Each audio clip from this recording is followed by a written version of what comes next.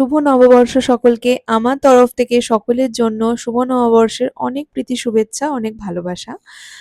তো সকালবেলা তো প্রতি বছরের মতোই যেরকম পুজো হয়, দোকানের পুজো হয়েছে, তাই সকালটা একটু পুজোর মধ্যে দিয়েই কেটেছে। তাই বিকালবেলা একটু সময় পেয়ে আমরা চলে গিয়েছিলাম একটা বিশেষ জায়গায়। দাঁড়াও দাঁড়াও তোমাদের দেখাচ্ছি। তো এই জায়গাটা তোমরা কারা কারা চেনো আর কারা কারা এসেছো অবশ্যই কমেন্টে জানিও। তো কাল সন্ধ্যেবেলা আমরা এখানেই গিয়েছিলাম। ভীষণ ভালো জায়গা, আমার তো খুবই ভালো লাগে যেতে। তো এসেই আগে দেখো ও ওর পছন্দের জায়গায় উঠে পড়েছে।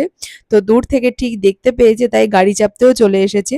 আর এখানে উঠে তো দিব্যি খুশি, ও ভীষণ এইসব চাপতে ভালোবাসে। আর তোমাদের মধ্যে কারা কারা এখানে কাল এসেছিলে অবশ্যই কিন্তু কমেন্ট করে জানিও। আমরা কালকে গিয়েছিলাম বনমালীপুরে ব্রহ্মদত্ত ধামে। এখানে আমরা প্রায়ই এসে থাকি, আর এর পরিবেশটা এতটাই সুন্দর তোমার বারবার আসতে ইচ্ছা করবে। আর এই মন্দিরটা আমাদের বাড়ি থেকে একদমই বেশিক্ষণ লাগে না, তো চলে আসি এভাবেই। আর যেহেতু কালকে পয়লা বৈশাখ ছিল, তাই প্রচুর ভিড় হয়েছিল। আর এরিয়াটা এখানে অনেকটাই বড়, তাই যতই ভিড় হোক না কেন অতটাও বোঝা যায় না। অনেকটা খোলামেলা, যারা এখানে এসেছো তারা নিশ্চয়ই জানো। তো ভিতরে তো তখন আরতি হচ্ছিল, নাম হচ্ছিল, এত ভালো লাগছিল, খুবই ভালো লাগছিল ভিতরের পরিবেশটা। এখানে আমরা কিছুক্ষণ বসেও ছিলাম, গান শুনছিলাম, খুব ভালো লাগছিল। এখানে নাকি প্রত্যেক বৃহস্পতিবার ভোগও খাওয়ানো হয়, কিন্তু আমরা একবারও খেয়ে উঠতে পারিনি। ইচ্ছা আছে খাবার, দেখা যাক ভগবান চাইলে ঠিক পাবো। কিছুদিন আগে বড় মায়ের কাছে গিয়েছিলাম, সেখান থেকে ফেরার পথেও এখানে এসেছিলাম, একটু ঘুরে গিয়েছিলাম।